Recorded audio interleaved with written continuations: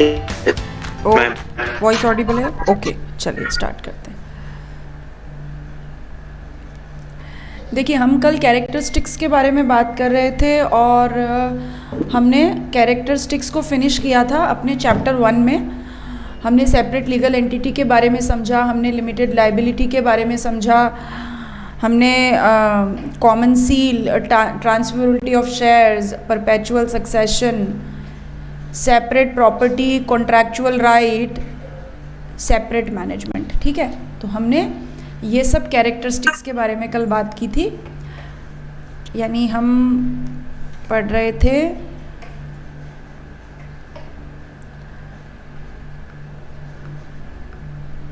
Chapter 1 of part A. मैंने आपको बोला था हमने सिलेबस को अपने 16 चैप्टर्स को 4 पार्ट में बांटा हुआ है। उसमें से पार्ट ए में हमने चैप्टर 1 पे बात की थी और चैप्टर 1 में हमने क्या डिस्कस किया अभी तक।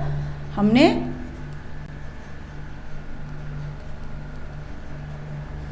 कैरेक्टरिस्टिक्स को डिस्कस किया। ठीक है,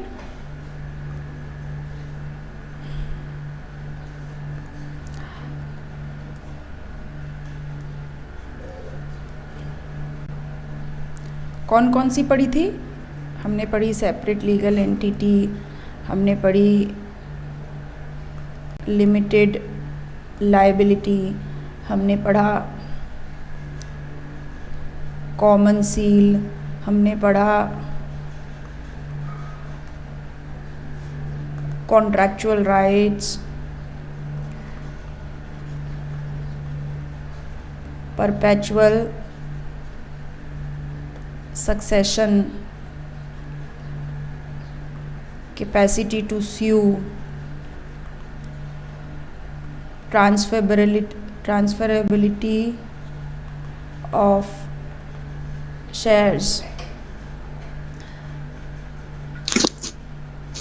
separate management and separate property। ठीक, हमने यहाँ तक हमने कैरेक्टरिस्टिक्स को समझा था और इन कैरेक्टरिस्टिक्स के थ्रू हमने अंडरस्टैंड किया कि एग्जैक्टली व्हाट इज कंपनी, है ना। व्हाट इज कंपनी, और कंपनी हमारी क्या है? कंपनी हमारी corporate type of business enterprises है। क्यों कहते हैं इसे corporate type of business enterprises? मैंने आपको एक्सप्लेन किया था, बिकॉज जब तक हम किसी पर्टिकुलर लॉ में रजिस्ट्रेशन नहीं करा लेते तब तक कंपनी एग्जिस्टेंस में नहीं आती। तो कॉरपोरेट टाइप ऑफ मतलब सेपरेट लीगल एंटिटी, है ना, जिसका एग्जिस्टेंस लॉ ने क्रिएट किया हो। अब आज हम क्या पढ़ने वाले हैं? आज हम इस चैप्टर 1 का सेकेंड पार्ट पढ़ने वाले हैं and that is lifting of corporate veil. ठीक है, लिफ्टिंग ऑफ कॉरपोरेट वेल। देखिए, कॉरपोरेट का मतलब होता है सेपरेट लीगल एंटिटी, राइट। और वेल का मतलब होता है पर्दा। वेल का मतलब होता है पर्दा। जैसे मैंने आपको एक एग्जाम्पल देके समझाया था कि कंपनी को लॉ ने क्रिएट किया। ठीक है, कंपनी इनविजिबल है, कंपनी इनटेंजिबल है, ठीक है, लेकिन फिर भी कानून से हमको क्या मिली हुई है?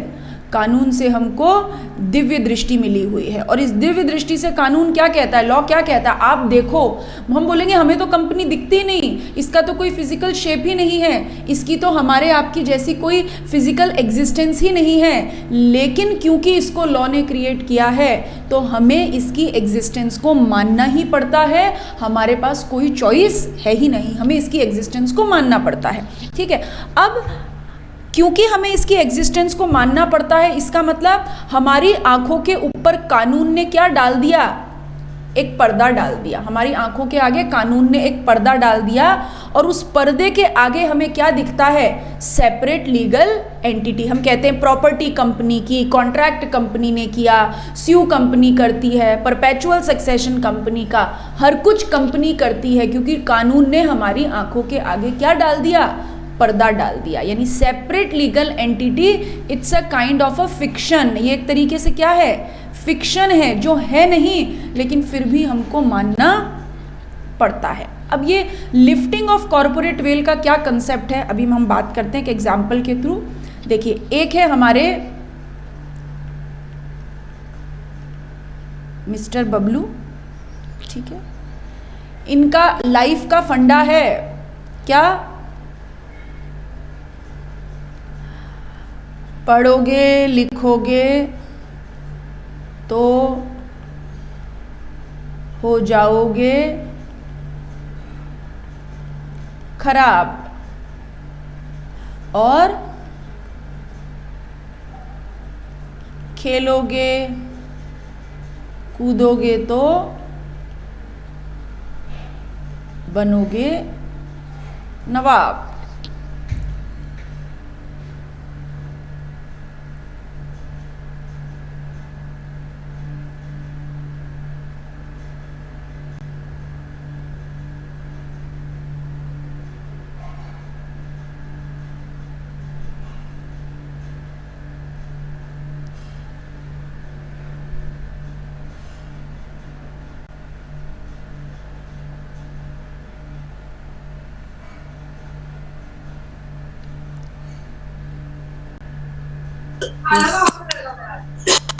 वॉइस ऑडिबल है ना सबको?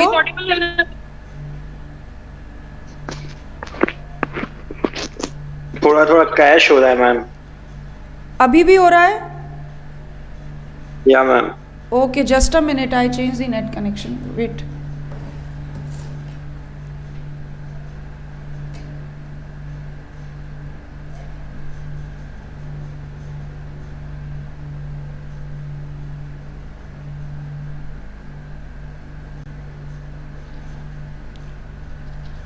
मेरे हिसाब से अब तो नहीं होना चाहिए, वॉइस प्रॉपर ही आनी चाहिए, बट कर आ रही है आपके पास। Okay, just a minute, now okay, now okay, yes ma'am, yes. Okay okay, चलिए, तो हम बात कर रहे थे मिस्टर बबलू के लाइफ का फंडा है, पढ़ोगे लिखोगे तो हो जाओगे खराब, और खेलोगे कूदोगे तो बनोगे नवाब। बिल्कुल नहीं पढ़ते लिखते थे, मस्ती मजाक में रहते थे, लेकिन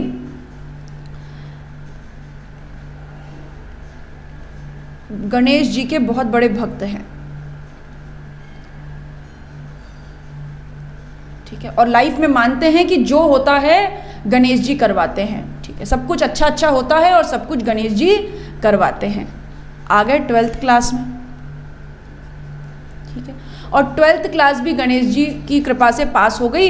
पढ़ाई लिखाई पूरे साल नहीं की थी, खूब यूट्यूब देखा था, खूब व्हाट्सएप देखा था, खूब मस्ती करी थी, लेकिन 12th का रिजल्ट अच्छा रहा। जैसे ही रिजल्ट डिक्लेयर हुआ, हमेशा की तरह पापा के पास गए, और पापा को बोला कि पापा देखो, पास करा दिया, गणेश जी ने मुझे पास करा दिया। अब बबलू के पास होने की खबर सुन के पापा क्या हो जाएंगे? खुश, और बबलू भी खुश, ठीक है। पापा ने कहा जा बेटा गणेश जी को लड्डू खिला के आ, ठीक है। बबलू भागे भागे गए, गणेश जी को लड्डू का भोग लगाया और काम खत्म, ठीक है। अब बबलू ने सोचा अब आगे क्या करूँगा? बबलू ने सोचा आगे करूँगा सीए में, कॉस्ट एंड मैनेजमेंट अकाउंटेंट बनूंगा। और कॉस्ट एंड मैनेजमेंट अकाउंटेंट में इन्होंने कोर्स में रजिस्ट्रेशन कराया और क्या करने लगे? फाउंडेशन एग्ज़ाम की प्रिपरेशन करने लगे, ठीक है। लेकिन हाल तो वही, पढ़ेंगे लिखेंगे तो होएंगे खराब, खेलेंगे कूदेंगे तो बनेंगे नवाब। पूरे साल बिल्कुल भी पढ़ाई नहीं की। बोले कि अब जब 12th पास करा दी गणेश जी ने तो अब आगे क्या मुश्किल है, सब काम अपने आप हो जाएगा। बोले खेले कूदे, यूट्यूब देखा, व्हाट्सअप देखा, मस्ती की, मजाक किया, लेकिन पढ़ाई बिल्कुल भी नहीं की, ठीक। अब सीए में फाउंडेशन के एग्ज़ाम में अपीयर हुए और रिजल्ट क्या रहा? अंडा गुगली हो गई, ठीक है। फेल हो गए और अपना रिजल्ट लेके किसके पास पहुंचे? पापा के पास पहुंचे। और अब की बार बबलू रोए जा रहे थे दहाड़े मार मार के, जोर जोर से, कि पापा देखो गणेश जी ने फेल करा दिया, अब की बार पता नहीं क्या हो गई। लड्डू तो पिछली बार भी अच्छे ही खिलाए थे 12th के पास होने पे, लेकिन अब की बार तो गणेश जी ने फेल करा दिया। ठीक है, पापा को हमेशा से पता था, ठीक है, कि बबलू थोड़े चंचल प्रवृत्ति के हैं, लेकिन रिजल्ट अच्छा चल रहा था तो कोई परेशानी नहीं थी।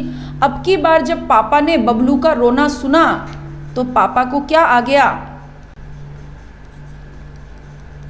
गुस्सा आ गया। ठीक है, अब पापा क्या करेंगे? पापा बबलू के साथ क्या करेंगे बताइए? डांटेंगे। हाँ, डांटेंगे। बोले एक जोर से पड़ा चटाक। ठीक है, बोले क्या गणेश जी लगा रखा है, ये जो तूने पूरे साल मस्ती मजाक किया ना, इसके कारण तू फेल हुआ है। गणेश जी ने कुछ भी नहीं किया, सारी गलती तेरी है। ठीक है, बबलू बड़े सोच में पड़ गए। ठीक है, बबलू बड़े सोच में पड़ गए कि ये क्या बात हुई, जब तक मैं पास हो रहा था तब तक सब गणेश जी कर रहे थे, और जैसे ही मैं फेल हुआ एक तो इतनी जोर से चटाक लगाया और मेरी गलतियां और निकालने लग गए, ये तो कोई बात नहीं हुई। ठीक है, तो पापा ने क्या बोला?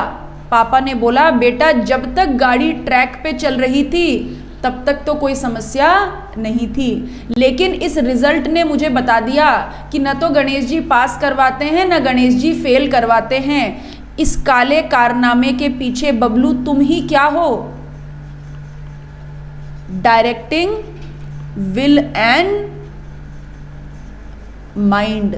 तुमको पता था कि तुम प्रोफेशनल एग्जाम परस्यू करने जा रहे हो तो तुम्हें पढ़ाई करनी चाहिए थी। तुमने जानबूझ के गलती की, तुमको सब कुछ मालूम था, फिर भी तुमने पढ़ाई नहीं की। यूट्यूब देखा, व्हाट्सएप देखा, मस्ती की, चैटिंग की, फ्रेंड्स के साथ तफरी पे गए, इसीलिए तुम फेल हो गए। तो यहाँ पे गलती की रिस्पॉन्सिबिलिटी किसके सर पे डाली गई?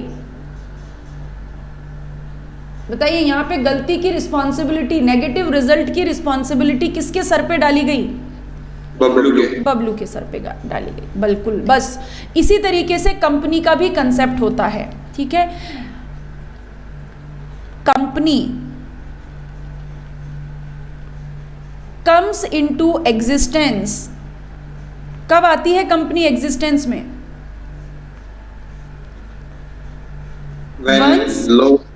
Once it is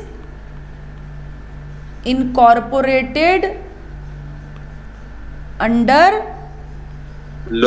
companies act, है ना, companies act, particular companies act में इनकॉर्पोरेशन पे कंपनी एग्जिस्टेंस में आती है। यानी जिस दिन कंपनी का इनकॉर्पोरेशन हुआ वही क्या है? कंपनी की हैप्पी बर्थडे हो गई ना, तो हम इसे क्या कहते हैं? Date of incorporation. Date of incorporation पे क्या हुआ? कंपनी एग्जिस्टेंस में आ गई। यानी इस दिन से कंपनी क्या बन गई? इस दिन से बन गई कंपनी सेपरेट लीगल एंटिटी, और कंपनी को हमारे आपके जैसे सारे अधिकार मिल गए। यानी डेट ऑफ इनकॉर्पोरेशन के बाद बिजनेस किया तो कंपनी ने, प्रॉफिट हुआ तो कंपनी का, लॉस हुआ तो कंपनी का, प्रॉपर्टी खरीदी तो कंपनी ने, केस किया तो कंपनी ने। यानी इनकॉर्पोरेशन के दिन से जब कंपनी एग्जिस्टेंस में आ जाती है तो सारे काम कौन करता है? बताइए, कौन करता है? Company. And company is solely responsible for its act। ये बात सही है या नहीं है? आप इस बात से एग्री करते हैं या नहीं करते हैं कि कंपनी अपने द्वारा किए गए कामों के लिए खुद रिस्पॉन्सिबल होगी? यानी कि अगर कि हमें स्यू करना है तो हम कंपनी को स्यू करेंगे। ये बात ठीक है या नहीं है? Yes ma'am. But if such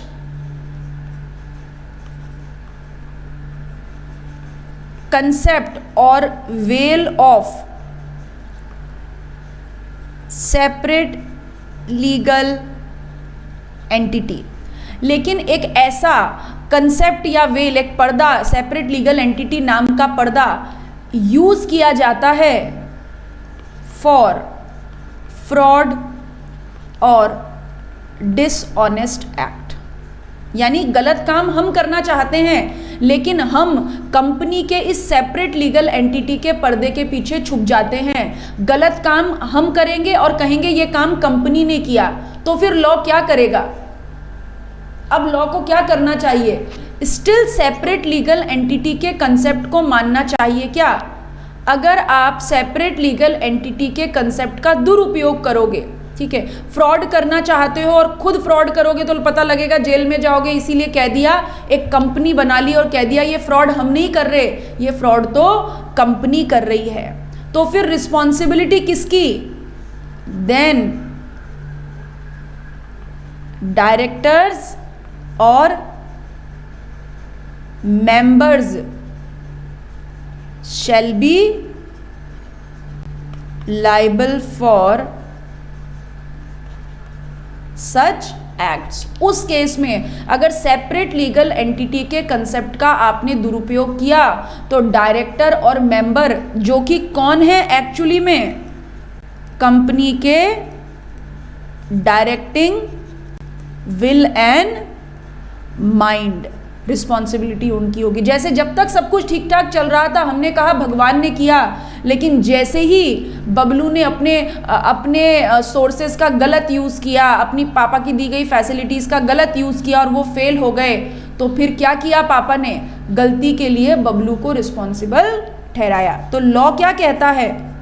कानून ये कहता है हमने सेपरेट लीगल एंटिटी को क्रिएट किया, हर काम के लिए सेपरेट लीगल एंटिटी ही रिस्पॉन्सिबल होगी, लेकिन अगर उस सेपरेट लीगल एंटिटी का आपने दुरुपयोग किया तो हम रिस्पॉन्सिबल किसको मानेंगे? डायरेक्टिंग विल एंड माइंड को। मतलब जो एक्चुअली में मैनेजमेंट करने वाले लोग हैं, जो एक्चुअली में डिसीजन मेकिंग वाले लोग हैं, हम उनको रिस्पॉन्सिबल मानेंगे। ठीक है। और एक बात, this is called lifting of corporate well. मतलब लिफ्टिंग ऑफ, मतलब ये लिफ्टिंग वर्ड यूज करते हैं और एक वर्ड यूज करते हैं piercing. Corporate veil separate legal entity के पर्दे को उठा देना है ना, और पर्दे के पीछे छुपे हुए डायरेक्टर और मेंबर को रिस्पॉन्सिबल मानना। लिफ्टिंग मतलब उठाना और पियर्सिंग मतलब छेद करना। ठीक है। तो सेपरेट लीगल एंटिटी नाम के पर्दे के बीच में से झांक कर देखना कि एक्चुअली में कौन रिस्पॉन्सिबल है। मतलब ये सेपरेट लीगल एंटिटी या ये कंपनी क्या हो गई? कठपुतली हो गई। आपने कठपुतली का डांस देखा है? कठपुतली नाचती रहती है, ठीक है, और पीछे एक व्यक्ति है जो धागा लेके उसको नचाता रहता है। जब तक कठपुतली अच्छी नाचती है हम कहते हैं बहुत अच्छा कठपुतली का डांस हो रहा है, बहुत अच्छा कठपुतली का डांस हो रहा है। लेकिन जैसे ही कठपुतली ने परफॉर्म करना बंद किया, हम क्या बोलते हैं? वो पीछे जो बैठा है ना, उसने ठीक से नहीं करवाया इसको, नहीं तो अच्छा ही नाच रही थी अभी तक। तो लिफ्टिंग ऑफ कॉर्पोरेट वेल का मतलब सेपरेट लीगल एंटिटी के कंसेप्ट को खत्म करके एक्चुअली में जो पीछे काम करने वाले लोग हैं उनको कंपनी के कामों के लिए जिम्मेदार मानना। लेकिन ये कॉर्पोरेट वेल को लिफ्ट करना हमारे आपके बस में नहीं है। जैसे कानून कॉर्पोरेट वेल को क्रिएट करता है, सेपरेट लीगल एंटिटी को क्रिएट करता है, उसी तरीके से सेपरेट लीगल एंटिटी नाम के पर्दे को भी कौन उठाएगा? कानून ही उठाएगा। मतलब मैं और आप, हमारे अंदर पावर नहीं है जो हम और आप ये डिक्लेयर कर दें कि नहीं इस काम के लिए तो कंपनी रिस्पॉन्सिबल नहीं है, इस काम के लिए तो डायरेक्टर रिस्पॉन्सिबल है। हम और आप ऐसा नहीं कह सकते। ऐसा केवल विशेष परिस्थितियों में कोर्ट ही डिसाइड करेगा कि अब कंपनी जिम्मेदार नहीं है, कंपनी के पीछे के लोग जिम्मेदार हैं। कंसेप्ट समझ में आया क्या लिफ्टिंग ऑफ कॉर्पोरेट वेल का? Yes ma'am. कोई फॉर doubt? Example Vijay Mallya case. हाँ आदित्य बोलो। मैं कह रहा हूँ मैम इसका एग्जांपल जैसे विजय माल्या केस भी तो हो सकता है ना? हाँ, कि विजय माल्या केस हो सकता है, सुब्रतो रॉय का केस हो सकता है। अभी हम डिस्कस करेंगे। आप कुछ कंसेप्ट है कि कौन कौन सी परिस्थितियों में कॉर्पोरेट वेल को लिफ्ट किया जा सकता है, अभी आपको समझ में आएगा। पर इसके अच्छा, मैं थोड़ा सा स्वाइप अप करना, एक स्क्रीनशॉट लेना है इसका ज़रूरी। अच्छा कर लीजिए, ले लीजिए।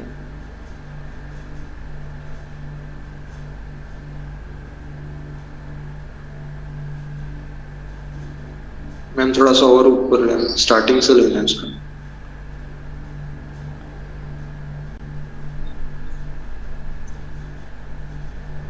यस मैम, थोड़ा और नीचे नीचे। करो।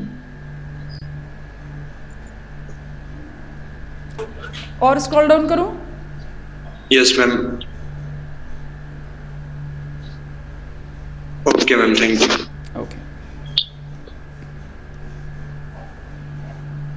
देखिए अब नोट्स में मैं आपको ये रीड करवा देती हूँ। ये रीड करिए।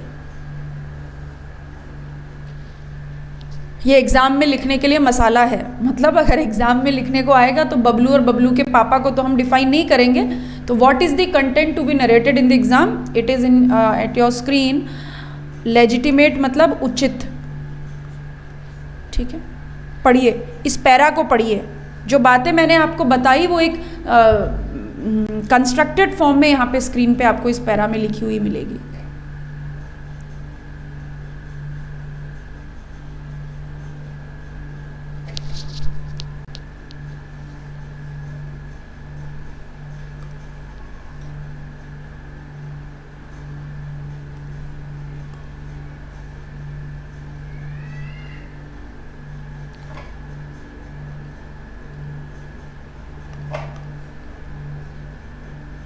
स्टैट्यूटरी प्रिविलेज का मतलब होता है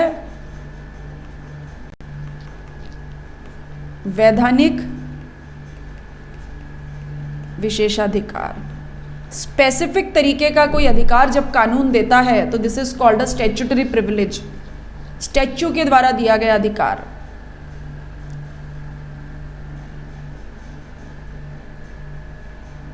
किसी शब्द का मतलब नहीं समझ में आएगा तो वो भी पूछेंगे, है ना?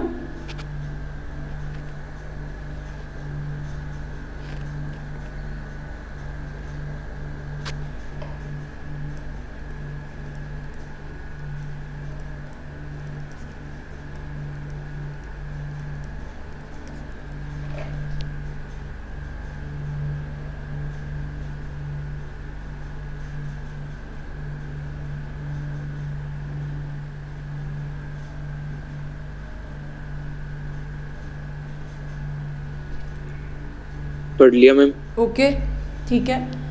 तो अच्छा, एक बात यहाँ पे ही और लिख लें। अगर कॉरपोरेट वेल को लिफ्ट की, देखिए जब तक कंपनी थी, जब तक सेपरेट लीगल एंटिटी थी, कंपनी के कामों के लिए कंपनी रिस्पॉन्सिबल होती है। This is a limited liability. Limited liability मतलब मेंबर और डायरेक्टर को कंपनी के कामों से लेना देना नहीं है। अगर मेंबर ने अपने 100 रुपये दे दिए तो बस मेंबर की लाइबिलिटी खत्म। डायरेक्टर जो भी काम कर रहे हैं वो कंपनी के बिहाफ पे कर रहे हैं, तो हर काम के लिए कंपनी ही रिस्पॉन्सिबल होती है। यानी जब तक सेपरेट लीगल एंटिटी है तब तक कंपनी के लिए क्या है? लिमिटेड लाइबिलिटी, है ना? जब तक सेपरेट लीगल एंटिटी एग्जिस्ट करती है तब तक क्या होगा? लिमिटेड लाइबिलिटी होगी।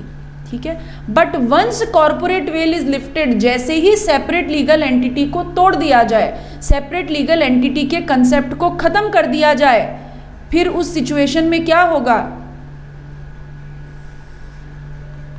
No more advantage of limited liability. अब लिमिटेड लाइबिलिटी का एडवांटेज नहीं मिलेगा क्योंकि कंपनी के कामों के लिए सब रिस्पॉन्सिबल माने जाएंगे, मेंबर्स भी और डायरेक्टर्स भी। तो कॉर्पोरेट वेल लिफ्ट करने का एक और रिपरकेशन, एक और परिणाम क्या होता है? Now there is a no more advantage of the limited liability. Ma'am, हाँ जी बोलो। मैम इसके अंदर वो पीएनबी जो हुआ था, पीएनबी का जो घोटाला हुआ था, वो भी इसी का एग्जांपल है? हाँ, इसी का ही एग्जाम्पल है, इसी का ही एग्जाम्पल है। तो उनका भी मतलब वो लिमिटेड लाइबिलिटीज उनकी भी नहीं थी शायद? हाँ, अभी अगर पता लगता है ना कि जैसे कंपनी में कोई फ्रॉड हुआ है तो फ्रॉड के केस में कॉर्पोरेट वेल को लिफ्ट कर दिया जाता है और बोलते हैं कि अब पीएनबी नाम से कुछ नहीं होगा, पीएनबी ने जो किया वो किया, पीएनबी के कामों के लिए उसके डायरेक्टर्स रिस्पॉन्सिबल होंगे। देखिए कंपनी तो सेपरेट लीगल एंटिटी है, कंपनी को जेल में डाल सकते हैं क्या? No ma'am. नहीं नहीं, तो फिर जेल में किसको डालेंगे? एक्चुअल में मतलब रिस्पॉन्सिबल। उसके जो डायरेक्टर्स वगैरह जो हाँ, उनके हाँ। मतलब हाँ तो बिल्कुल वैसा ही। तो जब कोर्ट के पास केस जाता है और कोर्ट को लगता है कि इन्होंने कंपनी का नाम लेके किसी के साथ फ्रॉड करने की कोशिश की, तो कॉरपोरेट वेल को लिफ्ट किया जाता है। अभी हम एक केस डिस्कस करूंगी, आपको समझ में आएगा उससे, ठीक है। नाउ अब हम मैम इसके अंदर ऑडिटर भी रेस्पॉन्सिबल होता है क्या?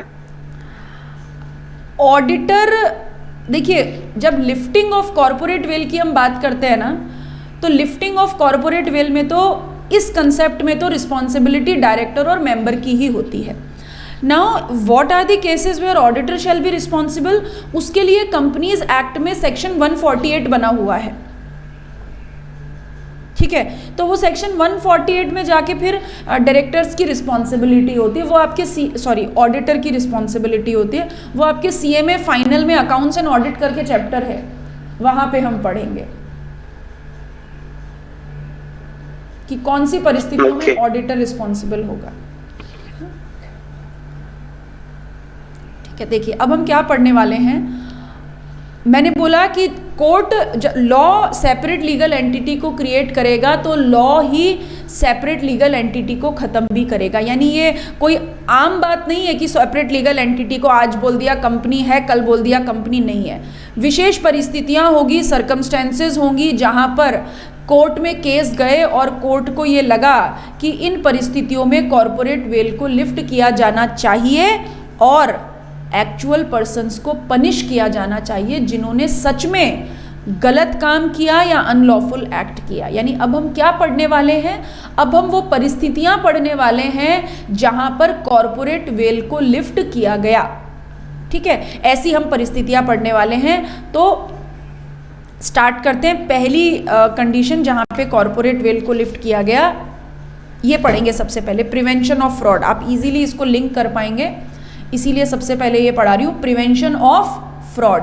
प्रिवेंशन मतलब रोकथाम, फ्रॉड को रोकने के लिए, है ना, फ्रॉड को रोकने के लिए कॉरपोरेट वेल को लिफ्ट किया जा सकता है। जैसे फॉर एग्जाम्पल एक कंपनी है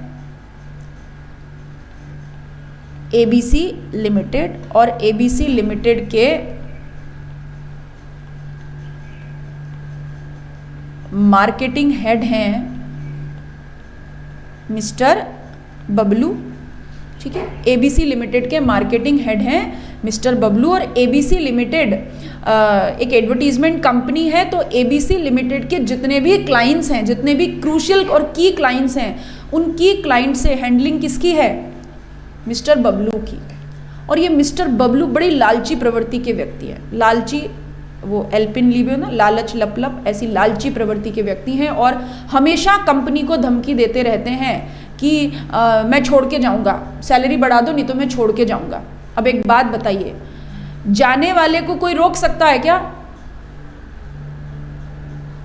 कोई रोक सकता है क्या जाने वाले को? नो मैम, कोई नहीं रोक सकता जाने वाले को। तो बबलू बार बार धमकी देते थे। कंपनी इन्हें साल का 1 करोड़ रुपया पर एनम देती है, लेकिन फिर भी इनको शांति नहीं है। और इन्होंने क्या बोला कि मैं जाऊंगा और इनको एक दूसरी कंपनी, बोले मुझे तो दूसरी कंपनी में नौकरी मिल गया, मैं फ्रीलांसर के जैसे काम करूंगा, मैं अब नौकरी नहीं करूंगा। मैनेजमेंट ने बोला ठीक है जाओ, लेकिन क्योंकि बबलू लालची प्रवृत्ति के व्यक्ति थे, तो मैनेजमेंट को इस बात का डर था कि अगर बबलू ने नौकरी छोड़ी तो बबलू हमारे क्लाइंट को सॉलिसिट करेगा, मतलब ये तो जाएगा जो जाएगा, ये हमारे सारे क्लाइंटेज को भी लेके चला जाएगा। कंपनी को इस बात का डर है, तो कंपनी ने क्या किया, इस बबलू के साथ एक क्या कर लिया, नॉन कंपीट अग्रीमेंट। क्या कर लिया? नॉन कंपीट अग्रीमेंट कर लिया। क्या नॉन कंपीट एग्रीमेंट किया कि बबलू हम तुमको 2 करोड़ रुपए देते हैं, लेकिन तुम यहां से नौकरी छोड़ने के बाद हमारे क्लाइंट को सॉलिसिट नहीं करोगे, वादा कर लो बस। तो बबलू ने क्या कर लिया? वादा।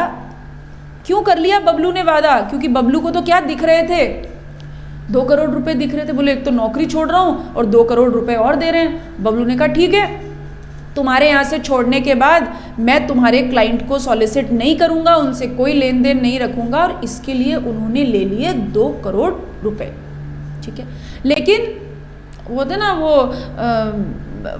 आदत से बाज नहीं आते हैं, तो इन्होंने जाके क्या किया, इन्होंने जाके कंपनी बना ली और इस कंपनी का नाम रख लिया PQR लिमिटेड। और ये PQR लिमिटेड क्या करने लगी, ये ABC के क्लाइंट्स को सॉलिसिट करने लगी। ठीक है, ABC लिमिटेड गई कोर्ट में और कोर्ट में जाके बोला कि ये बबलू फ्रॉड है, धोखेबाज है, चोर है, इसने हमसे 2 करोड़ रुपए ले लिए और हमारे क्लाइंट को सॉलिसिट कर रहा है। कोर्ट में बबलू भी गया और वो जज साहब ने बबलू से पूछा, बताओ बबलू ये क्यों कर रहे हो ऐसा। बबलू ने बोला, नहीं मैं कुछ नहीं कर रहा ऐसा, देखो मैंने तो किया ही नहीं, आपने ही तो कहा था, आपने ही तो कोर्ट हमको समझाया था कि जब एक सेपरेट लीगल एंटिटी क्रिएट हो जाती है तो सारे काम सेपरेट लीगल एंटिटी करती है। यानी ABC लिमिटेड के क्लाइंट को मैं नहीं सॉलिसिट कर रहा, मैं कुछ नहीं कर रहा, ABC लिमिटेड के क्लाइंट को तो PQR लिमिटेड सॉलिसिट कर रही है। और PQR लिमिटेड तो क्या है, एक सेपरेट लीगल एंटिटी है। तो PQR लिमिटेड के कामों के लिए आप PQR को रिस्पॉन्सिबल बोलो ना, क्योंकि वो तो सेपरेट लीगल एंटिटी है, मैं कैसे रिस्पॉन्सिबल हो गया, मैंने कुछ नहीं किया। कोर्ट ने ABC की भी बात सुनी और PQR की भी बबलू की भी बात सुनी, और कोर्ट ने क्या बोला कि बबलू तुमने ये कंपनी क्यों इनकॉर्पोरेट की, बताइए बबलू ने ये PQR लिमिटेड क्यों बनाई, क्योंकि बबलू को पता था कि अगर मैं क्लाइंट को सॉलिसिट करने लगा तो मुझ पे ये केस ठोक देंगे।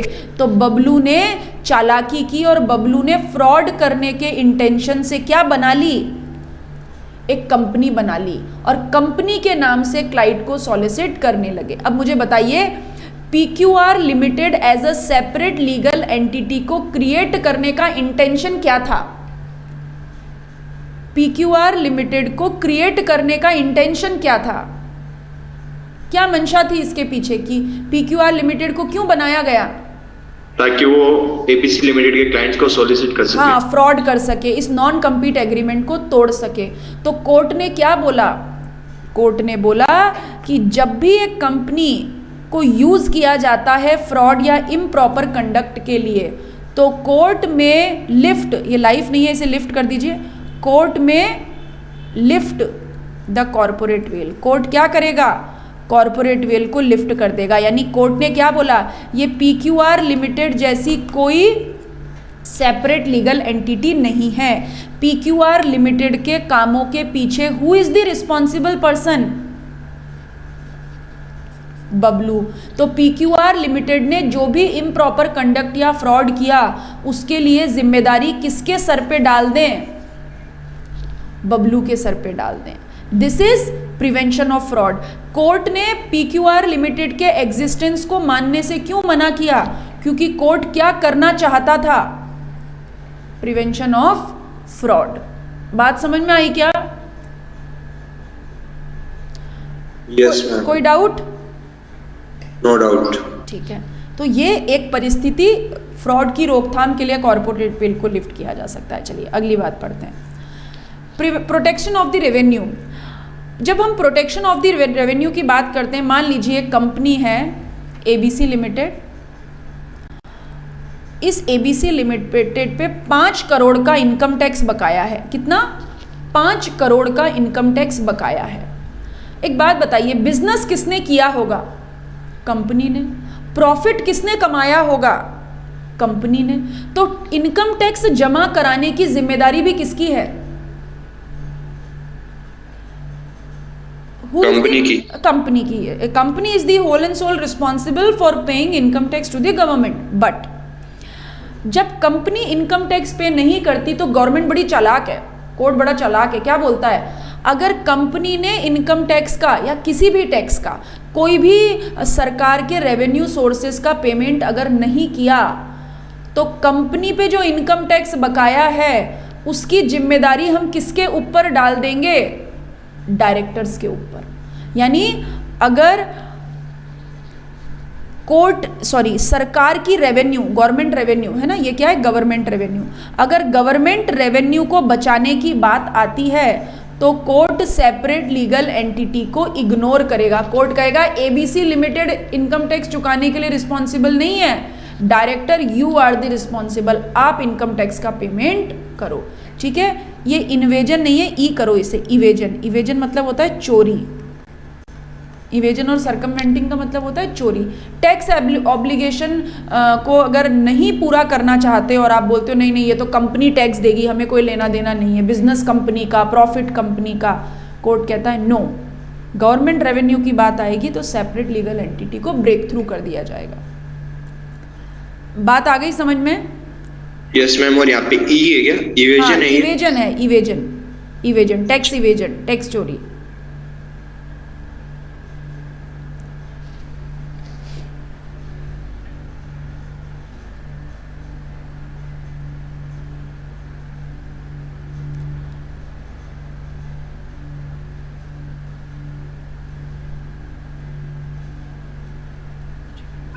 देखिए बढ़े आगे।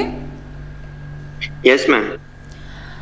देखिए है ना, जैसे भगवान होते हैं, गणेश जी होते हैं, गणेश जी क्या किसी के दोस्त या किसी के दुश्मन हो सकते हैं क्या? हो सकते हैं क्या कोई किसी के दोस्त या किसी के दुश्मन? No ma'am. भगवान तो न्यूट्रल हैं, आपके लिए भी वैसे ही है, मेरे लिए भी वैसे ही है। पर मान लीजिए किसी व्यक्ति का गणेश जी पे बहुत अटूट विश्वास है, बहुत ज़्यादा विश्वास है भगवान पे, ठीक है। अब वो शिव जी हो सकते हैं, गणेश जी हो सकते हैं, सो ऑन, कोई भी हो सकते हैं, ठीक है। और अगर उस व्यक्ति के साथ लाइफ में कुछ गलत हो जाता है, कुछ बहुत गलत हो जाता है, तो फिर वो व्यक्ति भगवान से नाराज हो जाता है या नहीं हो जाता है? हो जाता है, हो जाता है, हो जाता है, ठीक है। इसी तरीके से बोलते हैं कि कंपनी किसी की फ्रेंड भी नहीं है, कंपनी किसी की एनिमी भी नहीं है। ना तो कंपनी फ्रेंड है ना कंपनी एनिमी है, क्योंकि कंपनी तो चिट्टी के जैसी है। चिट्टी जानते हैं कौन है? चिट्टी याद है क्या? रोबोट है। हाँ, वो रोबोट, ठीक है। रोबोट का कोई दिल थोड़ी होता है, कंपनी का कोई दिल थोड़ी होता है। तो कंपनी में ना कोई फीलिंग्स है, वो ना किसी की दोस्त है ना किसी की दुश्मन है। बट ठीक है, उस मूवी में भी क्लाइमैक्स हुआ था ना, रोबोट का दिल आ गया था ना ऐश्वर्या राय के ऊपर, यस मैम, आ गया था, ठीक है। बोला इसी तरीके से अगर किसी कंपनी के ऊपर एनिमी कंट्री का कंट्रोल हो, किसी कंपनी दोस्त नहीं होती, कंपनी दुश्मन नहीं होती, लेकिन अगर किसी कंपनी पे एनिमी कंट्री का कंट्रोल हो, एनिमी कंट्री का कंट्रोल हो, तो वॉर की सिचुएशंस में, युद्ध की परिस्थितियों में हम कंपनी को क्या मान लेंगे? एनिमी मान लेंगे, ठीक है। और अब कंपनी के जो भी काम हो रहे हैं हम क्या बोलेंगे? उन कामों को करने के लिए कौन रिस्पॉन्सिबल है? वो एनिमी कंट्री का मैनेजमेंट, जो कि कंपनी को चला रहा है। जैसे मान लीजिए अगर किसी कंपनी पे, अभी इंडो चाइना में टेंशन थी, वो गलवान घाटी में, लेह लद्दाख में, तो जब अगर इंडिया में किसी कंपनी पे किसी चाइनीज़ लोगों का कंट्रोल है, जब तक परिस्थिति नॉर्मल है तब तक कोई प्रॉब्लम नहीं, लेकिन अगर इंडो चाइना वॉर छिड़ जाए तो वॉर की परिस्थिति में हम उस कंपनी को एनिमी मानने लग जाएंगे। कौन सी कंपनी को? जिस कंपनी पे चाइनीज लोगों का कंट्रोल है। और कोर्ट कॉरपोरेट वेल को लिफ्ट कर देगा और बोलेगा कंपनी कुछ नहीं कर रही, ये सब वो चाइनीज लोग कर रहे हैं। पढ़िए सेकंड पॉइंट, ये वाला पढ़िए, ये रीड करिए एक बार।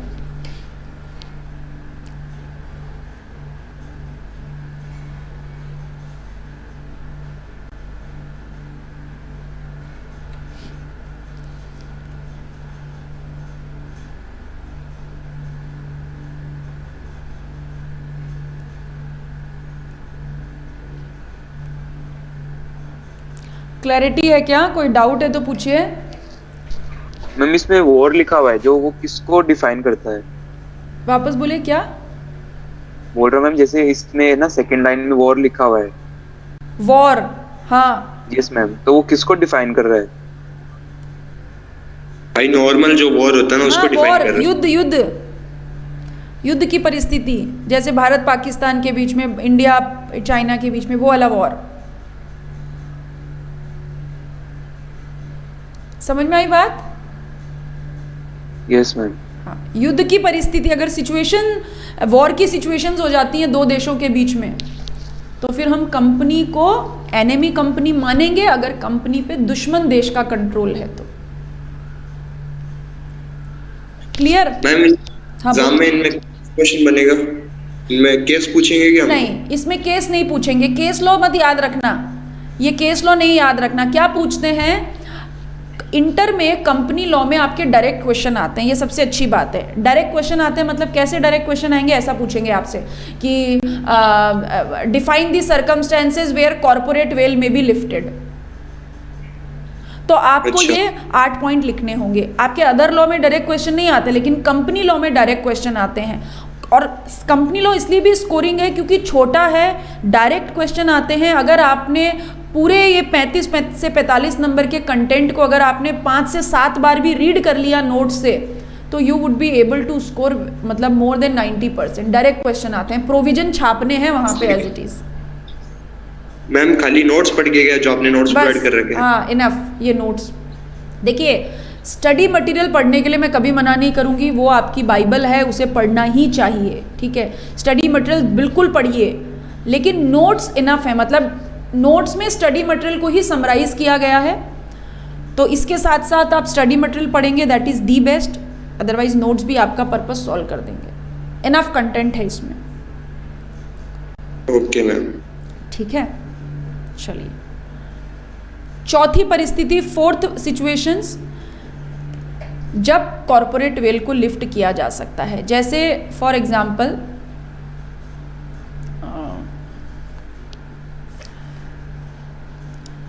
एक हमारे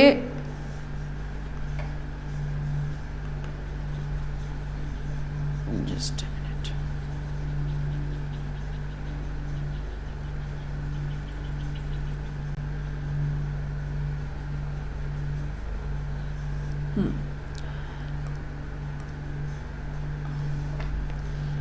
ये हमारे चुन्नीलाल जी हैं, बड़े ही मिलनसार प्रवृत्ति के व्यक्ति हैं, ठीक है। इनको लोगों की शादियां कराने का शौक है। आपने देखा होगा ना, आपके भी सराउंडिंग में, परिवार में, नॉलेज में ऐसे 2-4 अंकल आंटी लोग होते हैं जिनको बड़ा शौक होता है, ऐसे बोलते हैं अरे वो तो हमारा ही बच्चा है, अरे वो तो हमारी ही बेटी है, ठीक है। बिल्कुल, आप तो निश्चिंत होकर रिश्ता कर लो, बस अपने बच्चे बेटे जैसा ही है, बस अपनी बेटी जैसी है। भले ही अंकल ने उस बच्चे को 10 साल की उम्र में देखा होगा, या बेटी को कभी 8 साल 15 साल पहले देखा होगा, लेकिन कितनी कॉन्फिडेंटली रिश्ता करवाते हैं वो लोग। सुना है ऐसा घर में कभी? यस मैम, खुद के तो होते नहीं। बड़े बड़े मिलनसार प्रवृत्ति के व्यक्ति होते हैं, उनका काम ही यही होता है 10 लोगों के बीच में बैठ के ना, किसी को बेटा बनाएंगे, किसी को बेटी बनाएंगे। ऐसे ही बिल्कुल चुन्नीलाल जी ने बड़ा शौक है शादियां करवाने का, ठीक है। और इन्होंने क्या किया, अब रिटायर हो गए हैं, तो इन्होंने एक यही काम करते थे, लेकिन इन्होंने क्या किया, एक मैरिज ब्यूरो खोल लिया, ठीक है। मैरिज ब्यूरो खोल लिया और बोला, मैरिज ब्यूरो का नाम रखा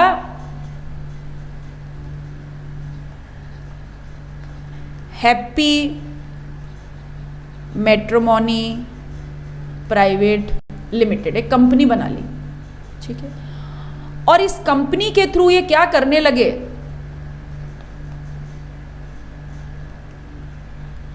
चाइल्ड मैरिजेस करवाने लगे, बाल विवाह करवाने लगे, ठीक है। बाल विवाह करवाने लगे। Child marriages are against the public policy, you all know. Child marriages हमारे यहाँ पब्लिक पॉलिसी के अगेंस्ट है। चाइल्ड मैरिजेस करवाने लगे। इन्हें डर था कि अगर मैं खुद चाइल्ड मैरिजेस करवाऊंगा तो पुलिस पकड़ के जेल में ले जाएगी, तो इन्होंने क्या किया, हैप्पी मैट्रिमोनी प्राइवेट लिमिटेड खोल ली और चाइल्ड मैरिजेस करवाने लगे इस मैट्रिमोनी कंपनी के थ्रू। अब शिकायत हुई, कोर्ट में केस गया, चुन्नीलाल जी बोले मैं थोड़ी कर रहा हूँ, ये तो कंपनी कर रही है। कोर्ट ने क्या बोला, अगर कंपनी का एग्जिस्टेंस है और अगर कोई कंपनी क्या कर रही है, अगेंस्ट द पब्लिक पॉलिसी काम कर रही है ना, कोई कंपनी अगर पब्लिक पॉलिसी के अगेंस्ट में काम करती है तो हम उन कामों के लिए, पब्लिक पॉलिसी के अगेंस्ट में किए गए कामों के लिए कंपनी को रिस्पॉन्सिबल नहीं बोलेंगे, हम मानेंगे जैसे ये कंपनी एग्जिस्ट ही नहीं करती। और इस काम के लिए जेल में किसको डाल देंगे? चुन्नीलाल जी को। चुन्नीलाल जी को, है ना। तो रिटायरमेंट की एज में चुन्नीलाल जी लालच के चक्कर में बड़े घर पहुंच गए। पढ़िए, protection of public policy read करिए।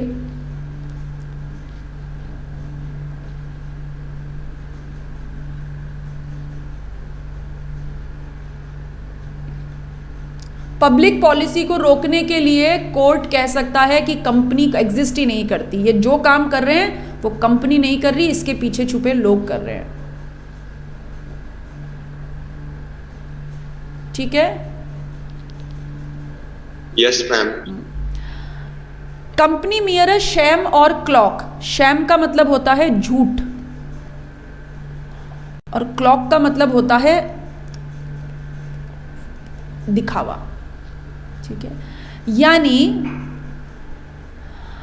कभी भी कोई कंपनी कोई इलीगल एक्ट करे, कंपनी कोई इलीगल एक्ट करे मतलब जैसे फॉर एग्जांपल एक कंपनी है, वो बोलती है हम टॉयज बनाते हैं, हम टॉय गन बनाते हैं। क्या बनाते हैं? हम टॉय गन बनाते हैं। और हमारे गोडाउन्स में क्या रखी रहती है? टॉय गन्स, डिफरेंट डिफरेंट तरीके की टॉय गन्स बनाते हैं। लेकिन एक्चुअली कंपनी टॉय गन नहीं बनाती है, कंपनी AK-47 बनाती है। तो कंपनी इलीगल एक्ट कर रही है या नहीं कर रही है? बिल्कुल मैम। कंपनी क्या दिखा रही है? दूसरों को क्या दिखा रही है? एडवर्टीजमेंट करती है, पेपर ऐड निकलवाती है, अपने फैक्ट्री के बाहर बड़े बड़े टॉय गन्स के फोटो लगा रखे हैं। तो कंपनी क्या दिखा रही है? क्या दिखावा कर रही है कि हम तो टॉय गन बनाते हैं, लेकिन ये तो झूठ है, कंपनी तो इलीगल एक्ट में लगी हुई है। तो अगर कोई कंपनी झूठ बोलती है या दिखावा करती है तो कोर्ट क्या करेगा? बोलेगा ये कंपनी कुछ है ही नहीं, ये सेपरेट लीगल एंटिटी कुछ है ही नहीं, इसके इलीगल कामों के लिए मैनेजमेंट रिस्पॉन्सिबल है, डायरेक्टर्स रिस्पॉन्सिबल है, उनको जेल में डालो। पढ़िए एक बार ये शैम और क्लॉक।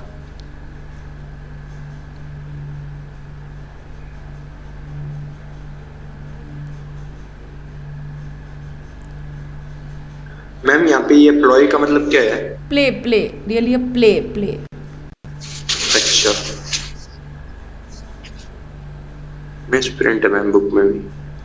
ठीक है।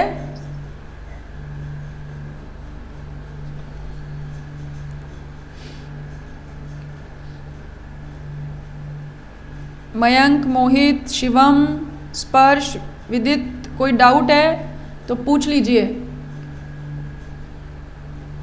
No ma'am. ठीक है, चलिए।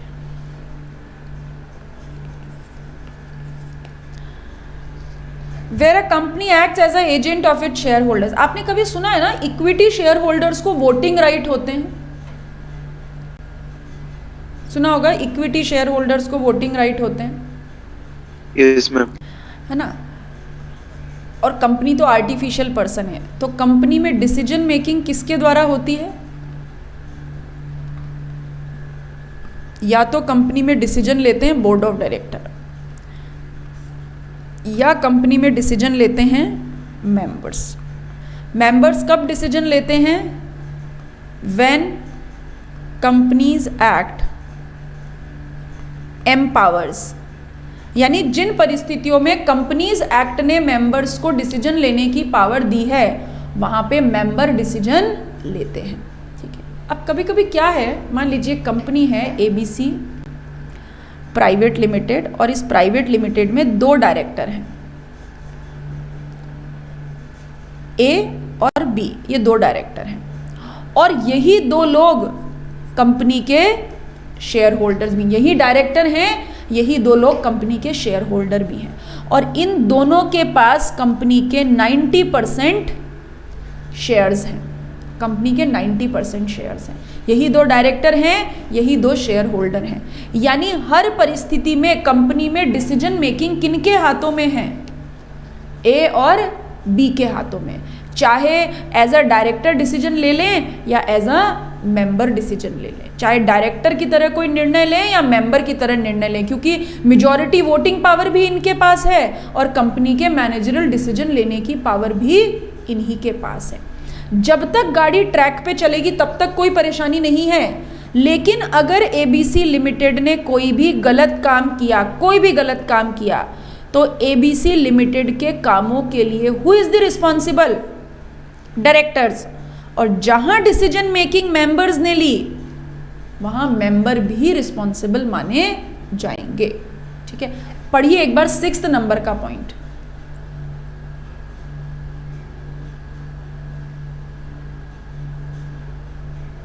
और जब मेंबर रिस्पॉन्सिबल माने जाएंगे तो मेंबर्स की क्या हो जाएगी? अनलिमिटेड लायबिलिटी हो जाएगी।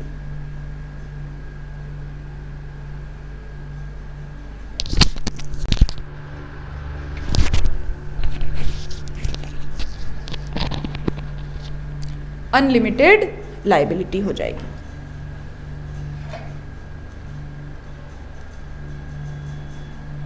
Okay ma'am. और मैम इसके पीछे वाले केस के अंदर मैम ये मेयर का मतलब क्या होता है? मींस मियर मतलब only, something, only. Company Only. केवल एक झूठ है और दिखावा है, ओनली, मियर। ठीक है, ओके मैम। चलिए अगली बात। आपने सुना है बोनस देती है कंपनी? यस मैम, जब ज्यादा प्रॉफिट हो जाता है। हाँ, जब ज्यादा प्रॉफिट हो जाता है। अच्छा, बोनस देना कंपनी की इच्छा है या कोई एक्ट भी होगा इसका? इच्छा है मैम ये। एक्ट भी होता है। बोनस शेयर की बात नहीं कर रहे हैं, एक बोनस एक्ट बना हुआ है, आप पढ़ेंगे, अदर लॉ में आएगा आपका बोनस एक्ट। ठीक है, तो कानून के कुछ प्रोविजंस ऐसे हैं कि अगर कंपनी के पास प्रॉफिट है और अगर कंपनी के में इतने फैक्ट्री में इतने मेंबर हैं एंड सो ऑन, तो कंपनी को बोनस देना पड़ता है। कंपनी ने क्या सोचा कि भाई प्रॉफिट है, बोनस देना पड़ेगा, तो कंपनी ने अपने प्रॉफिट को क्या कर दिया? ट्रांसफर कर दिया, प्रॉफिट को ही ट्रांसफर कर दिया। और फिर वर्कर्स को क्या बोला? वर्कर को बोला देखो हमारे पास तो कोई प्रॉफिट है ही नहीं, हम आपको बोनस कहां से देंगे? कंपनी की इस चालाकी से वर्कर के वेलफेयर को नुकसान होता है या नहीं होता है? होता है मैम। तो कोर्ट ने क्या बोला? आप अगर इधर आप प्रॉफिट ट्रांसफर कर रहे हो और बोल रहे हो कि ये प्रॉफिट तो किसी सेकंड कंपनी का है, किसी दूसरी कंपनी का है, हम उस दूसरी कंपनी के एग्जिस्टेंस को मानेंगे ही नहीं। हम ये कहेंगे जहां भी आपने प्रॉफिट ट्रांसफर किया है वो प्रॉफिट आप ही का है और आपको वर्कर्स को बोनस देना पड़ेगा, या जो भी वेलफेयर लेजिस्लेशन मतलब कानून, उनकी भलाई के लिए जो भी कानून बने हुए हैं उनका पालन आपको करना पड़ेगा। ठीक है, अगर कंपनी किसी लीगल ऑब्लिगेशन को अवॉइड करने के लिए काम लेती है, मतलब हमें बोनस देना पड़ेगा, प्रॉफिट ट्रांसफर कर दिया, एक दूसरी कंपनी बना दी, उस दूसरी कंपनी को प्रॉफिट ट्रांसफर कर दिया, कोर्ट बोलेगा वो दूसरी कंपनी कोई है ही नहीं, उसके कॉरपोरेट वेल को लिफ्ट कर दिया जाएगा, उस दूसरी कंपनी के एग्जिस्टेंस को खत्म कर दिया जाएगा। पढ़िए अवॉइडेंस ऑफ वेलफेयर लेजिस्लेशन।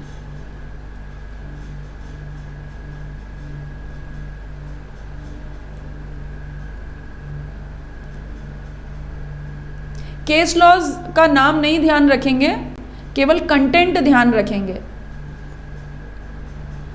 केवल कंटेंट ध्यान रखेंगे। Case laws it's not necessary to remember.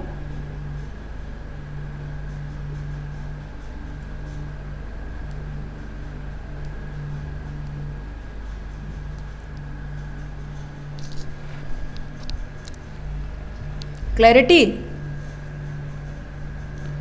कोई डाउट है तो पूछ लीजिए।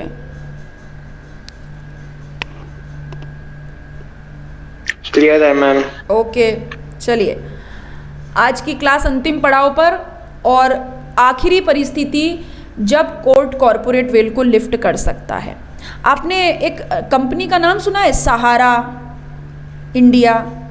उनकी Yes, ma'am. पंच Yes, लाइन ma'am. है, हम Yes, है ma'am. सहारा, भारत है हमारा, ऐसा बोलते थे वो, हम है सहारा, भारत है हमारा। ठीक है, इस कंपनी ने क्या किया, कुछ ये सहारा का कुछ इन्वेस्टमेंट भी होता था और इन्होंने पब्लिक से पैसा ले लिया। कोर्ट ने इनको ऑर्डर दिया कि तुम पब्लिक का पैसा वापस लौटाओ। कोर्ट ने किसको ऑर्डर दिया? कंपनी को, कि कुछ फ्रॉड हुआ, कुछ गड़बड़ हुई वहाँ पे, और बोला कि तुम लोगों का पैसा लोगों को वापस लौटाओ, और समय दिया कि इतने समय के अंदर अंदर आपको पब्लिक का पैसा उनको वापस लौटाना है। लेकिन कंपनी ने क्या किया? कोर्ट के ऑर्डर का कंटेम्प्ट किया। कंपनी ने क्या किया?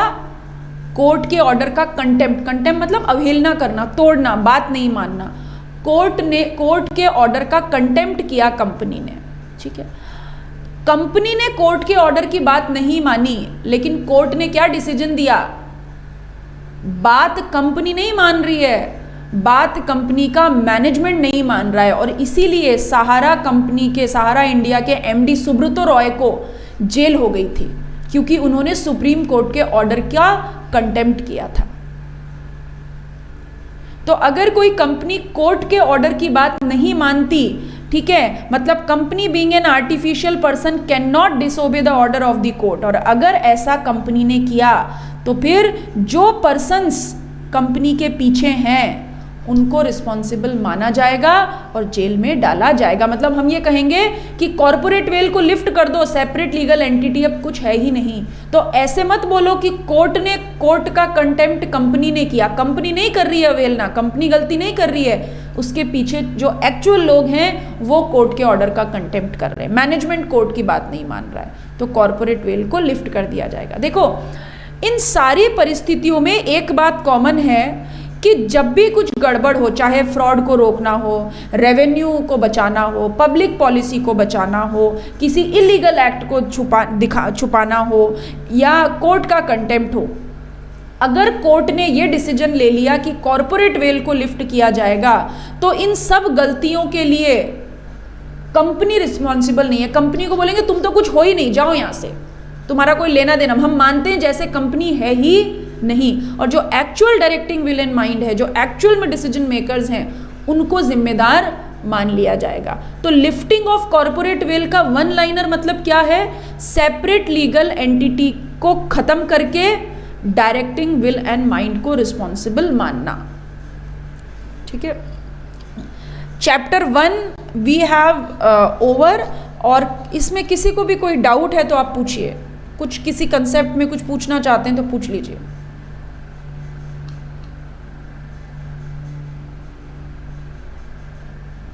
मैम इसका थोड़ा 6th पॉइंट थोड़ा शॉर्ट में बताएंगे?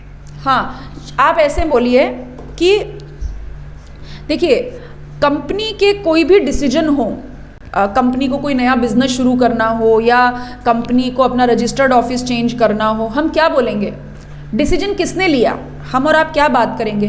कंपनी ने अपना रजिस्टर्ड ऑफिस इधर से इधर शिफ्ट कर लिया, ठीक है।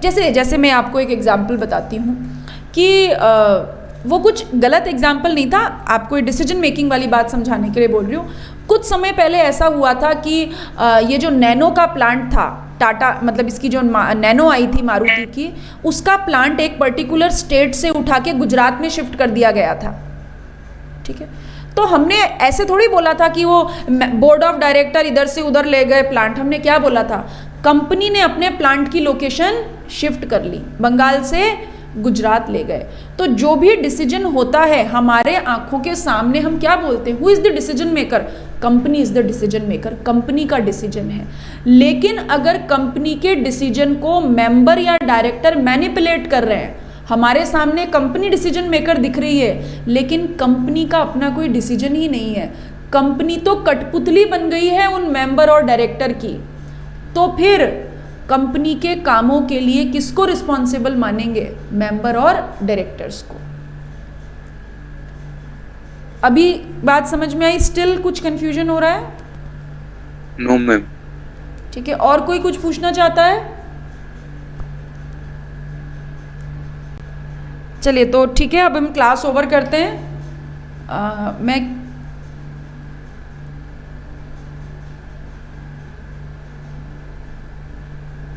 मैं होस्ट बना दूं आपको? किसको बनाऊं? रिया को बना दूं? Okay ma'am. रिया होस्ट बना दूं आपको? बना दो मैम।